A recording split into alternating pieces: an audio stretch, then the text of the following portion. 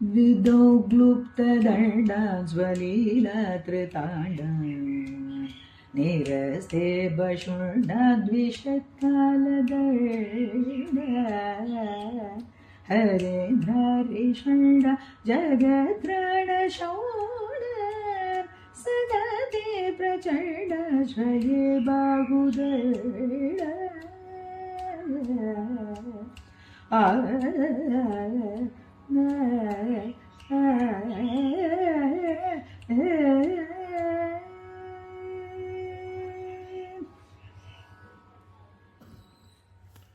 ஓம் நமச்சிவாயம். சிவதாசன் ஜெகநாதன். ஆன்மீக அன்பர்கள் அனைவருக்கும் இனிய வணக்கம். இன்றைக்கு நாம் சுப்பிரமணிய புஜங்கத்தின் 12வது ஸ்லோகத்தை பார்க்க போகிறோம். இதற்கு முன்பதிவில் நம்ம 11வது ஸ்லோகத்தை பார்த்தோம். இந்த 11வது ஸ்லோகத்திலே முருகப்பெருமானுடைய மார்பினுடைய அழகை ஆதிசங்கர பெருமான் ரொம்ப உள்ளம் கொள்ளுமாறு வர்ணிச்சிருந்தார். ஆக அந்த மார்பு சிவந்து போயிருக்கலாம். முருகப்பெருமானுடைய மார்பு எப்பொழுதுமே சிவந்து இருக்குது. அது உள்ளும் சிவந்து இருக்கிறது, வெளியும் சிவந்து இருக்கிறது. அது 2 சிவப்பு சொல்கிறார். ஒரு சிவப்பு என்னன்னா, வள்ளியம்மையை தழுவினதனால், அவருடைய காதலித்து மனம் புரிந்த வள்ளியம்மையை தழுவியதனால், வள்ளியம்மையுடைய மார்பிலே இருந்த குங்குமம் இவருடைய மார்பிலே பட்டதனால் அந்த ஒரு சிவந்த வண்ணம் அவருடைய மார்புக்கு வந்தது. அது இல்லாமல் பக்தர்களுடைய கருணைக்கு செய்ய வேண்டும் என்று சதா நேரமும் பக்தர்களையே பற்றி எண்ணிக்கொண்டிருக்கிற ஒரு கருணையினால் இந்த கருணையின் வெளிப்பாடு அது சிவந்த நிறமாக மார்பிலே தோன்றியது அப்படின்னு அழகாக சொன்னார்.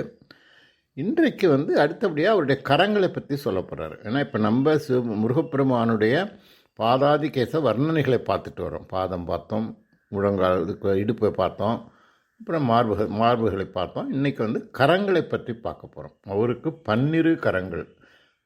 கச்சியப்ப பெருமான் அழகாக சொல்லுவார் இல்லையா, மூவிரு முகங்கள் போற்றி முகம்பொழு கருணை போற்றி ஏவரும் துதிக்க நின்று ஈராறு தோல் போற்றியும்பார். காஞ்சி மாவொடி வைகும் செவ்வேல் மலரடி போற்றி அப்படின்னு அவர் சொல்லுவார். அதனால் யாவரும் துதிக்க நின்ற ஈராறு தோல் போற்றிங்கிறார். அதை பார்த்தவொடனே அந்த கரங்களையும் அந்த தோள்களையும் அந்த கம்பர் பெருமான் சொல்லுவார் இல்லையா, தோல் கண்டார் தோலையை கண்டார், தாள் கண்டார் தாளையை கண்டார்னு. அதே மாதிரி முருகப்பெருமானுடைய அந்த தோள்களையும் அந்த கரங்களையும் இது கருணை கரங்கள், கருணை பொழிகின்ற கரங்கள். அந்த கரங்களின் பெருமையை, அந்த கரங்கள் என்னென்னா செஞ்சுது அப்படிங்கிறது அழகாக இந்த ஸ்லோகத்தில் சொல்கிறாரு. இது ஒரு அழகான ஸ்லோகம். அதில் இன்றைக்கி இந்த ஸ்லோகத்தை சொல்கிறேன். விதவ் கிளுப்த தண்டான் ஸ்வலீலாத்ருதுண்டான் நிரஸ்தே பசுண்டான் திஷத் காலதண்டான் ஹதேந்திராணி ஷண்டான் ஜகத்ராண ஷவுண்டான் சதாதே பிரசண்டான் சிறையே பாகுதண்டான். இது நம்ம இந்த ஒவ்வொரு அடியிலையும் 4 சிலபிளாக 16 சிலபிள் இருக்குது. அந்த புஜங்க நடையிலேயே எழுதப்பட்ட அழகான ஸ்லோகம்தான். இப்போ இதில் என்ன சொல்ல வர்றார் அப்படின்னு கேட்டிங்கன்னா, ஒவ்வொரு லீலையாக சொல்கிறார் அவர் முதல்ல என்ன சொல்கிறாருன்னா, விதவ் கிளுப்த தண்டான் அப்படிங்கிறாரு. விதவ் கிளுப்த தண்டான். விதவ் கிளுப்த அப்படின்னா விதியை நிர்ணயிக்கக்கூடியது. விதியை நிர்ணயிக்கக்கூடியது யார்? பிரம்மா இல்லையா? பிரம்மா தான் விதவ் கிளுப்த. விதி ஒரு மனிதனுடைய, ஒரு ஜீவாத்மாவினுடைய விதியை நிர்ணயம் செய்யக்கூடிய கடவுள் பிரம்மா. அந்த பிரம்மாவை தண்டான், அவரை தண்டித்தார் அப்படிங்கிறார். அந்த கதை நம்ம எல்லாருக்கும் தெரியும். முருகப்பெருமான் சிறு குழந்தையாக தேரோட்டி விளையாண்டுட்டு இருக்கும்போது அந்த பிரம்மதேவர் அவரை கடந்து போகிறார். ஒரு ஆணவத்தோடு போகிறார். அவரை பார்த்து முருகப்பெருமான் கேட்டார், ஐயா நீங்கள் யாருன்னு கேட்குறாரு. நான் பிரம்மதேவன் அப்படிங்கிறாரு. நீங்கள் என்ன செய்கிறீங்கிறாரு. நான் படைப்பு தொழில் செய்கிறேங்கிறாரு. எதை வச்சு படைக்கிறீங்க? இந்த பிரபஞ்சத்தையே நான் தான் படைக்கிறேன், எல்லா ஜீவராசிகளும் நான் தான் படைக்கிறேங்கிறார். உங்கள் படைப்புக்கு மூலம் எதுங்கிறாரு. பிரணவம் தான் மூலம் அப்படிங்கிறார். ஓ பிரணவமா? பிரணவம்னா என்னங்கிறாரு. பிரணவம்னா ஓம்ங்கிறாரு. ஓம்க்கு என்ன அர்த்தங்கிறாரு. எனக்கு அர்த்தம் தெரியாதுங்கிறாரு. அர்த்தம் தெரியாத ஒரு பொருளை வைத்து நீ இந்த பிரபஞ்சத்தை படைக்கிறது தப்பு இல்லையாங்கிறாரு. நீ சின்ன குழந்தைன்னு 2 பேருக்கும் வாக்குவாதம் வந்துடுது. உடனே முருகப்பெருமான் அவர் தலையிலே குட்டி அவரை சிறையிலே போட்டுறார். அதுதான் விதக்லுப்த தண்டான். அதாவது விதியை நிர்ணயிக்கக்கூடிய பிரம்மாவுக்கு தண்டனையை கொடுத்தார். சரி, அப்புறம் அதுக்கு எது அவருடைய கைகள், அந்த கைகளை தான் சொல்லுது. நம்ம அந்த கைகளை பற்றி பேசிகிட்டு இருக்கோம். முருகப்பெருமானுடைய கைகள் அவருக்கு குட்டி, பிரம்மாவை குட்டி சிறையிலேட்டார். அதுக்கப்புறம் கதையெல்லாம் நம்ம தெரியலாம் இருக்கும், அப்புறம் அதை அப்புறம் பார்த்துக்கலாம். அப்புறம் ஸ்வலீலா திருதண்டான். லீலைன்னா என்னன்னா விளையாட்டு இல்லையா?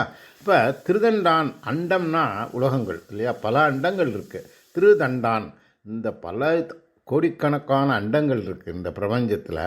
அத்தனையும் ஸ்வலீலா திருதண்டான், விளையாட்டாக அவரே தாங்கிட்டு இருக்காராம்.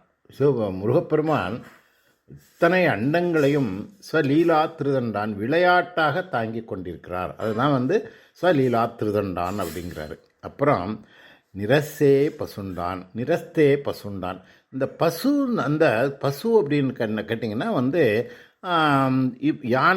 யானை இருக்கு இல்லையா? அதுக்கு அது யானையின் தும்பிக்கை இருக்கு இல்லையா? அதுக்கு இவன்னு பேர். நிரஸ்தே இவன்னா யானையின் தும்பிக்கை. அதை சுண்டான்னா அதை பிடிச்சி அணைக்கவர்.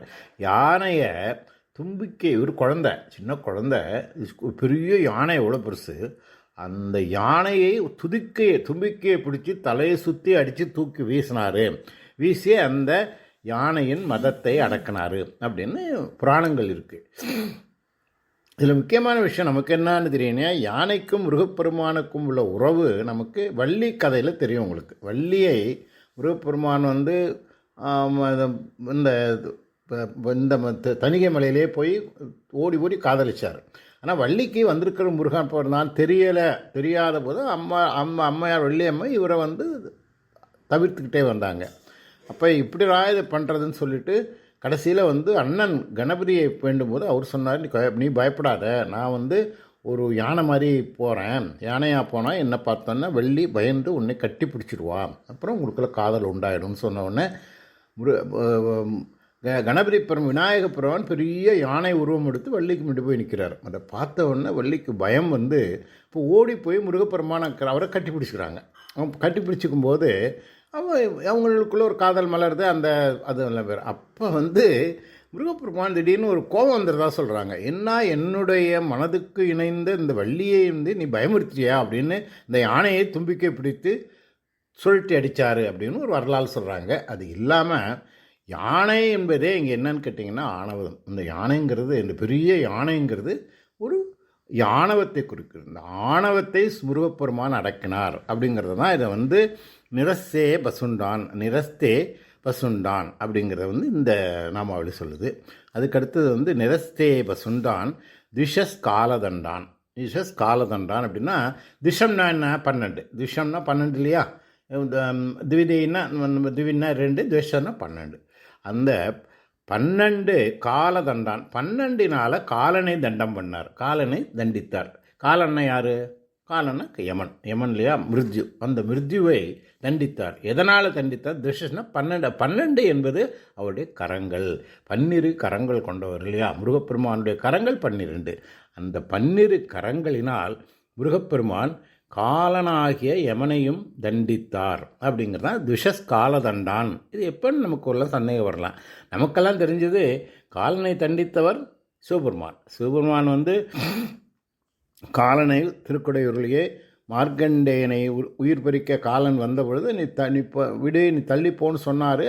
முடியாமல் அவன் மறுத்த போது காலன் பாசக்கயிறை போடும்போது மார்க்கண்டேயர் சிவலிங்கத்தை கட்டிக்கிட்டார். இவங்க 2 பேர் மேலே அந்த கயிறு விழுந்தோடனே அதை இழுத்தான். அப்போ சிவபெருமான் அதிலேருந்து தோன்றி இடது காலால் காலனை உதைத்தார். அது நமக்கு தெரியும். அதே மாதிரி தன்னுடைய 12 கரங்களினால் காலனை தண்டம் பண்ணினார் அப்படின்னு வரலாறு இருக்கிறதா சொல்கிறாங்க, புராணங்கள் இருப்பதாக சொல்கிறாங்க. அதனால் திஷஸ் காலதண்டான், 12 கரங்களினால் காலனையும் தண்டித்தவர். சரி, அப்புறம் அடுத்ததாக ஹதேந்திராரி ஷண்டான். இப்போ இந்திரன் தெரியும் உங்களுக்கு இல்லையா? இந்திரன் தேவலோகத்தினுடைய அதிபதி. இந்திரன் அவருக்கு ஏகப்பட்ட எதிரிகள். இந்திரனுக்கு எப்பொழுதுமே எதிரிகள் இருப்பாங்க, நமக்கு எல்லாருக்கும் தெரியும். ஏன்னா தேவேந்திர பதவி என்பது உயர்ந்த பதவி. இந்த 3 தேவர்களுக்கும் பிரம்மா, விஷ்ணு, மகாதேவர், இந்த 3 பேர்களுக்கும் அடுத்தபடியாக உள்ளது தேவேந்திர பதவி. இந்த தேவேந்திர பதவியை அடைய வேண்டும் என்பது எல்லாருடைய விருப்பம். அதனால் தேவேந்திரனுக்கு அது மாதிரி இந்திராணி ரொம்ப அழகான ஒரு பெண்ணாகவும் இருப்பாங்க. அந்த பதவி அந்த அந்த பொசிஷன் வேணுங்கிறதுக்காக நிறைய பேர் அவருக்கு இந்திரனுக்கு வந்து எதிரிகளாக இருப்பாங்க. அந்த பல பேர் தேவேந்திர பதவியை அடைவதற்காகவும் முயற்சி செய்வாங்க. தேவர்களும் முயற்சி செய்வாங்க, மனிதர்களும் முயற்சி செய்வாங்க, அசுரர்களும் முயற்சி செய்வாங்க. இப்படி எல்லாரும் முயற்சி செய்யும்போது அத்தனை அவர்களுடைய அந்த அவங்க எல்லாரும் பண்ணுவதவே முருகப்பெருமானிடம் போய் தேவேந்திரன் முறையிடுறார். எனக்கு என்ன எல்லாரும் எனக்கு எதிரிகளாக இருக்கிறாங்களே அப்படின்னு சொன்ன உடனே முருகப்பெருமான் கவலைப்படாதீங்க, I will take care of it அப்படிங்கிறார். அதை வச்சு தானே உங்களுக்கு வந்து நம்ம சூரபத்மன் அந்த அவனுடைய சகோதரர்கள் எல்லாருமே வந்து தேவர்களுக்கும் இந்திரனுக்கும் துன்பம் கொடுத்தவர்கள் தான். அந்த துன்பங்களை எல்லாம் அழித்தவர் ஹதேந்திராரி ஷண்டான்னா வதம் செய்தவர். யாரை வதம் செய்தவர்னா ஹெதேந்திராரி. ஹதம்னாக்கா வதம் பண்ணுறது, ஷண்டான்னாக்கா வதம் செய்த கரங்கள். அவருடைய அந்த யாரை வேணாக்கா இந்திரனுடைய அரியணை எதிரிகள், தேவேந்திரனுடைய எதிரிகளாக இருந்த அனைவரையும் அவர் வதம் செய்தார். அந்த கரங்கள் தான் அப்படிங்கிறாரு. அப்புறம் ஜகத்ரான சவுண்டான்னா அந்த சவுண்டான்னாக்கா காத்து ரட்சிக்கிறது, இந்த ரட்சணை பண்ணுறது. இந்த பிரபஞ்சத்தை இந்த உலகத்தையே காத்து ரட்சிக்கிறதுக்கு சவுண்டான்னு பேர். ஜகத்ரான சவுண்டான். ஜகத்னா இந்த உலகம், இந்த பிரபஞ்சம். இந்த பிரபஞ்சத்தை அனைத்து பிரபஞ்சத்தை அந்த காத்து ரட்சிக்கிறார் அப்படின்னு சொன்னால் பிரபஞ்சத்தில் உள்ள ஜீவன்களை காக்கிறார். ஜீவன்கள்னால் உயிர் உள்ளவைகள் மட்டும் இல்லை, உயிர் உள்ளவை உயிரற்றவை தாவரங்கள் சங்கமங்கள் அனைத்தையும் காக்கிறார். அது வந்து ஜெகத்ரான சவுண்டான். சகல லோகங்களையும் காத்து ரட்சிப்பதும் அந்த கரங்கள் தான். அதனால் அப்புறம் பிரசண்டான், அந்த கையில் வந்து பிரசண்டான்குது. பிரசண்டான் அப்படின்னா எதிரிகளுக்கு ஒரு பயம் அளிக்கும் ஒரு ஆயுதம் மாதிரி. இப்போ நம்ம இந்தியா வந்து பாகிஸ்தான் சண்டை போட்டோம்னா நம்மளுடைய ஆயுதங்களை வச்சு முதல்ல நம்ம சண்டை போடுற மூலியம் நம்முடைய ஆயுதங்களே இருக்குது, இந்த ஆயுதங்கள்லாம் இதெல்லாம் இருக்குது, நம்ம அதெல்லாம் இருக்குது, F-16 இருக்குதுன்னு சொன்னாலும் அதை கேட்டாலே அவன் பயந்துருவான். அதே மாதிரி இந்த கரங்களை நினைத்தாலே எதிரிகளுக்கு பயம் அடிக்குமா. அதனால் எப்பொழுதும் சதாதே பிரசன்தான், எப்பொழுதும் எதிரிகள் நினைத்தாலே பயம் அளிக்கும் கரங்களை வச்சிருக்கிறார். நம்ம பார்த்தோம், இந்த கரங்கள் வந்து கருணை கரங்கள், அவர் உள்ளம் கருணை உள்ளம், அதெல்லாம் நம்ம பார்த்தோம். இந்த கருணை கரங்களால் வள்ளியம்மாவை தழுவும்போது அவருடைய மார்பகங்கள் சிவக்குது, இந்த கருணையினால் உள்ளத்தில் எண்ணும்போது மார்பகம் சிவக்குதுன்னு போன ஸ்லோகத்தில் பார்த்தோம். ஆனால் அதே கரங்கள் எதிரிகளுக்கு தீயவர்களுக்கு பிரசண்டான் பயமளிக்கும் கரங்களாக இருக்குங்கிறார். அப்போ அந்த கரங்கள் எப்பொழுதும் ரூபமாடைய கரங்கள் எப்பொழுதும் வந்து வரமளிக்க கரம் தான், அதில் எந்த மாற்றமும் கிடையாது. ஆனால் அதை எப்படி பார்க்குறோம் அப்படிங்கிறதான் இருக்குது. ஒருத்தன் நல்லா அழகாக ட்ரெஸ் பண்ணிக்கிட்டு போய் கண்ணாடியில் பார்த்தா அழகாக தெரியுவான். ஒரு அலங்கோலமாக எந்திரிச்சு தலை சீவாமல் மூஞ்சி கழுவாமல் ட்ரெஸ் பண்ணாமல் பார்த்தா அசிங்கமாக தெரியுவான்.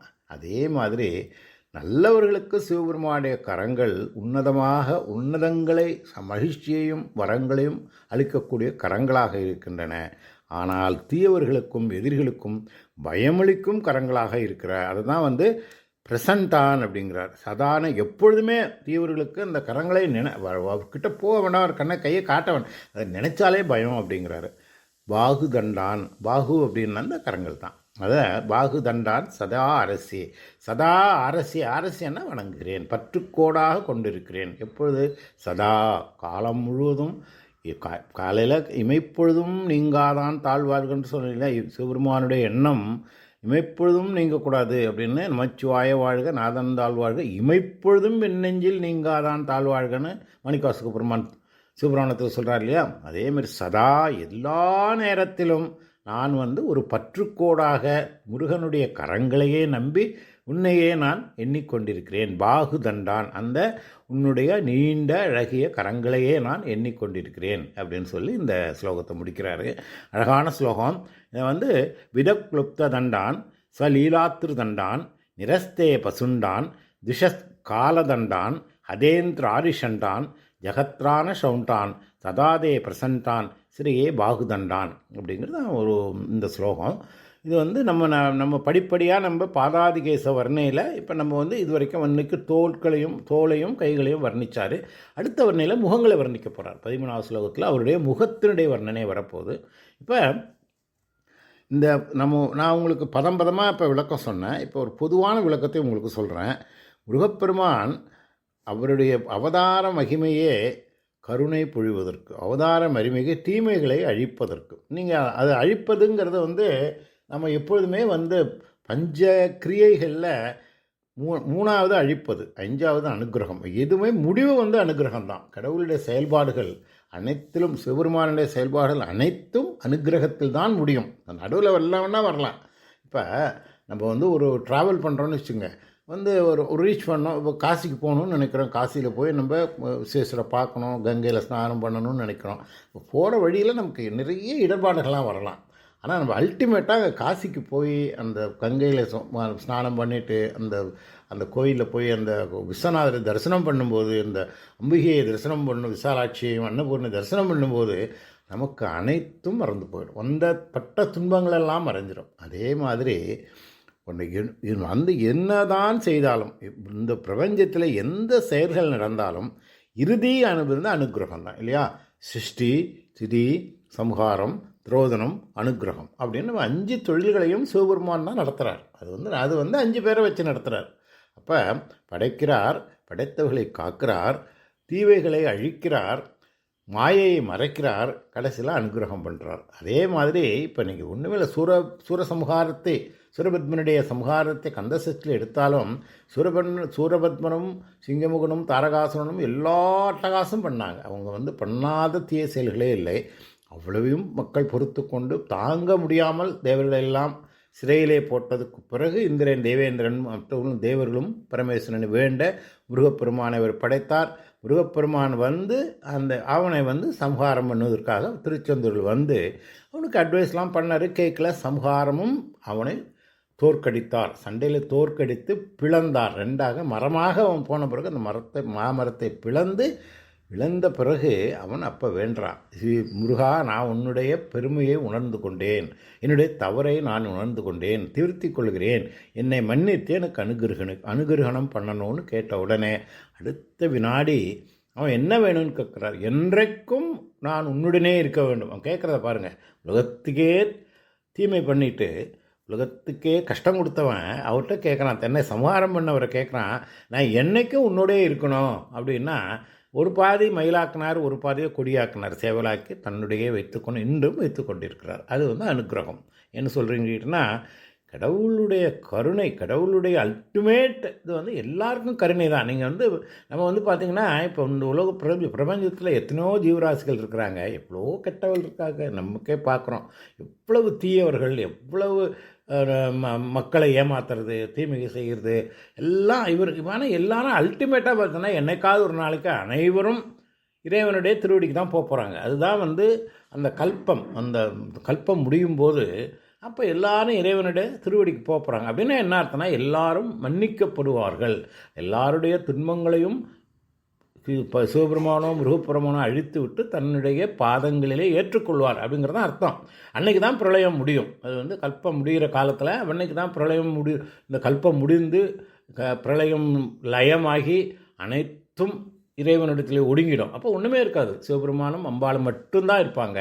அந்த நிலைக்கு அப்படின்னு சொல்லும்போது அனைவருக்கும் விமோசனம் உண்டு. எவ்வளோ ஒருத்தன் கெட்டவனாக இருந்தாலும் அவனுக்கும் விமோசனம் உண்டு. ஏன்னா கடவுளினுடைய அல்டிமேட்டே அனுகிரகம் தான். என்ன பண்ண எவ்வளோ பண்ண அதுக்காக தப்பு பண்ணணும்னா அனுகிரகம் பண்ணிடுவார்னு தப்பு பண்ணிக்கிட்டே இருந்துன்னு வச்சுங்க, அது எவ்வளோ நாளாகும், எத்தனை கல்ப்பாகும், எத்தனை யுகமாகும்னு தெரியாது. அது நம்ம அந்த மாதிரி பண்ணக்கூடாது. அது ஏன்னா கடவுளுடைய கருணையை ஒருத்தன் நல்லவனாக இருக்காங்கிறதுக்காக அதை மிஸ்யூஸ் பண்ணக்கூடாது. ஒருத்தன் நல்லவனாக இருக்காங்க, ஒருத்தன் ஒரு கொடை கொடுக்குறாங்க, ஒரு தயாபரியாக இருக்காங்கன்னு சொன்னால் அதை நம்ம மகிழ்ச்சியோடு ஏற்றுக்கொள்ள வேண்டும். அதை நல்லவைகளுக்கு உபயோகப்படுத்தணும். அதே மாதிரி கடவுளுடைய அனுகிரகத்துக்காக நம்ம மிஸ்யூஸ் பண்ணக்கூடாது. அதனால் அந்த அனுகிரகங்களை நாம் நமக்கு பயன்படுத்தி கொள்ள வேண்டும், மற்றவர்களுக்கும் பயன்படுத்த வேண்டும். அதுதான் நம்முடைய சனாதனத்தினுடைய தத்துவம், நோக்கம் எல்லாமே அதுதாங்க. எல்லாரும் நல்லவனாக இருக்கணும். கடவுள் அனைவரையும் காப்பாற்றுவார், கடவுள் அனைவருக்கும் அனுகிரகம் பண்ணுவார். அதில் எந்த மாற்றமும் கிடையாது. அது எப்போ வரும், எப்படி வருங்கிறத நம்ம கையில் தான் இருக்குது. நீ நல்லவனாக இருந்தால் உனக்கு நல்லது கிடைக்கும், நீ தீவனாக இருந்தால் உனக்கு தீயது கிடைக்கும். ஆனால் என்றைக்கோ ஒரு நாளைக்கு எத்தனையோ காலத்தில் பிறகு உனக்கும் விடுதலை உண்டு அப்படிங்கிறது தான் இந்த நம்முடைய சனாதனமே இதெல்லாம் சொல்லுது. அதை தான் இந்த ஸ்லோகமும் சொல்லுது. எல்லாரையும் அழிச்சார் இல்லையா? இந்த கரங்கள் இந்திரனுடைய எதிரிகளை அழித்தார், காலனை கழித்தார், அப்புறம் அசுரர்களை தீமைகளை அழித்தார். இந்த 12 கரங்கள் அனைத்தையும் செய்தவை.